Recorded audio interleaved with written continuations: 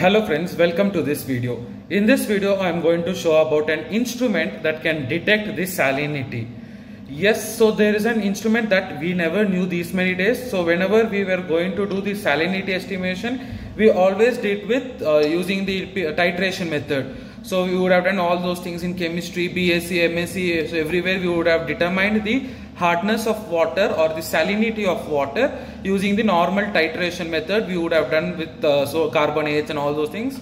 Then we had a formula to using that we used to calculate the how saline the water is or what is the hardness of the water. We used to do that. But now with the advancement of the technology, we have an instrument that can detect the salinity of the water sample in just a few seconds.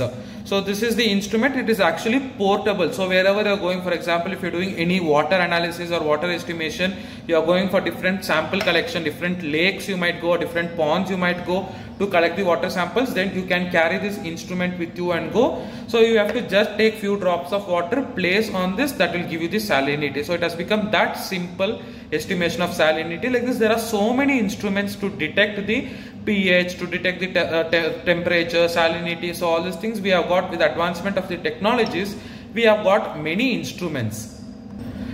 And also if you come to the analysis part, the chemical analysis part, the metal analysis part, the heavy metal part, so everywhere we have got something called as water kit. So where we have to just place a knob into the water sample that will analyze and that will give you the results for various metals concentration, the hardness of water, carbonates, chloride, everything has become so easy. So this is just one instrument that amused me. So I don't know how many of your lab is having this instrument. I just thought I have to share this instrument and also its knowledge so that even we will be aware of such instruments are there.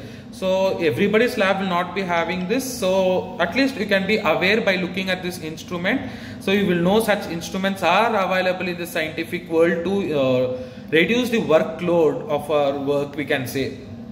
So this is the instrument. So this instrument is called as refractometer. Since it is based on the refractive index, it is called as hand refractometer. So this is actually portable thing. So if you see this, you have something called as the eyepiece over here, through which you have to look. There are many graduations over there. Inside this, there is a scale that indicates the salinity. So keeping against the light source. So here, this is the light source for me. So keeping against the light source, I am going to look into the eyepiece. So inside this eyepiece, there is a small measuring scale is there. I will show you in the video. So that will estimate the salinity count.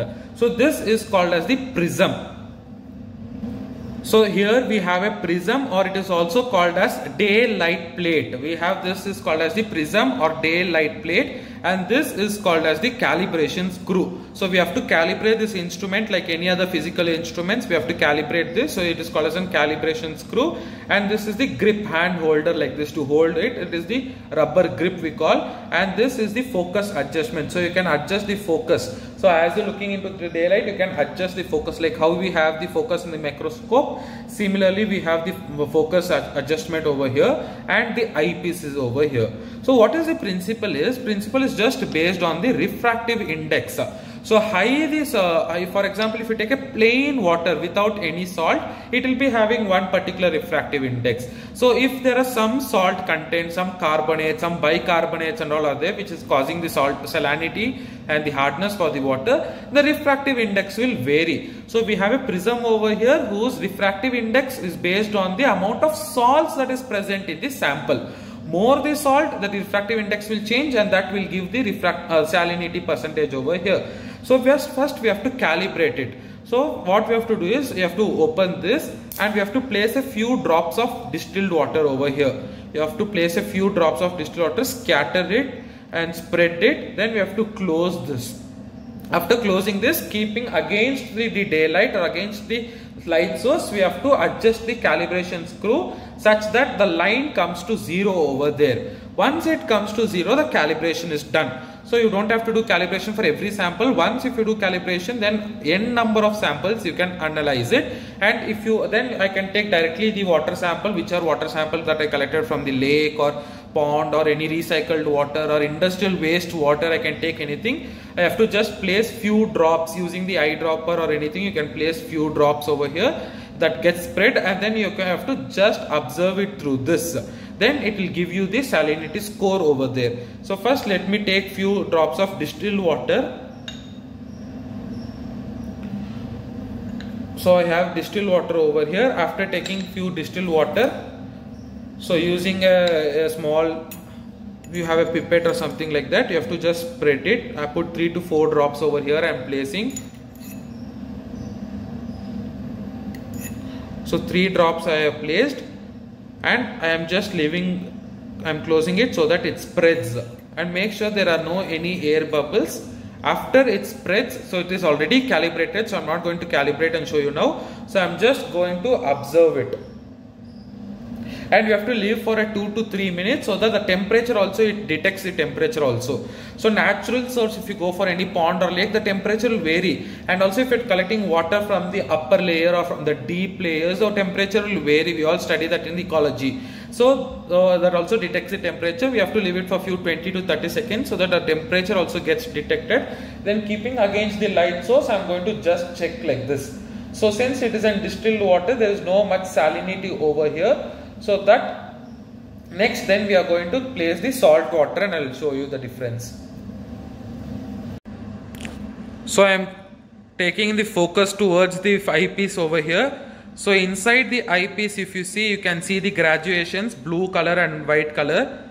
Okay, so see, this is the graduation. Since it is in distilled water, the salinity has not increased, so it is still showing at 0 itself.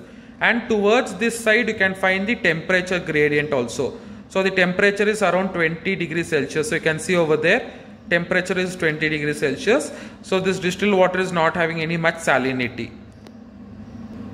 So now I have placed a few drops of salt water. So if you look at the graduation, you can see that the white mark has raised above. So I'll just adjust the focus. Yes. So you can see now it has almost gone up to 10. So it is somewhere between 5 and 10. So it is around somewhere between 8 or 8.5. So that indicates that white line, you see, that white line was 0 for distilled water, but here the white line has gone for 9. It is going up to 9 also. It is increasing now. So I said that is why 20 to 30 seconds you have to leave it so that it gets automatically adjusted. So you can see it is going up to 9 because I have added NaCl. Just to show you people, just to demonstrate to you, I have added NaCl, randomly I have added. So you can see it is increasing. So it is somewhere around 7 or 8% it is. So that indicates the salinity of the sample. So that's all my idea, friends. In this video, I just wanted to show you this instrument. Like this also there are instruments in the laboratory, so which can reduce our work. So just have a look around the instruments or the laboratories, other laboratories, what instruments they are using. So gone are those days where we used to do by manually all those things, and when we do manually, we are also prone to lots of errors. So whenever we are doing a titration method, we require lots of sample, lots of indicators, lots of reagents, and too much time consuming it is. Apart from all those tedious work, it is also too much of prone to errors since we are doing it manually. So this is moving on to the technology side. It reduces our time. We have to just place the sample and look to the light, towards the light. Within 20 to 30 seconds, we get the salinity of the sample, and it is also error free. There is no much error also over here, and time consuming is also decreases. So it makes our work easier. So all my intention was to just show you that there are such instruments which we didn't know. So until last week, even I didn't know there are such instruments were there. So when one of my colleague was using it, even I came to know. So I thought I want to make a video so that people around the globe also knows, whoever at least are following my videos, subscribe my channel. At least I want you people to be aware of such instruments and all. So with that pure intention alone, I made this video for you people. So I hope you enjoyed this video. I hope you liked this video. Do give a thumbs up, share with your friends, and stay connected with me. Thank you.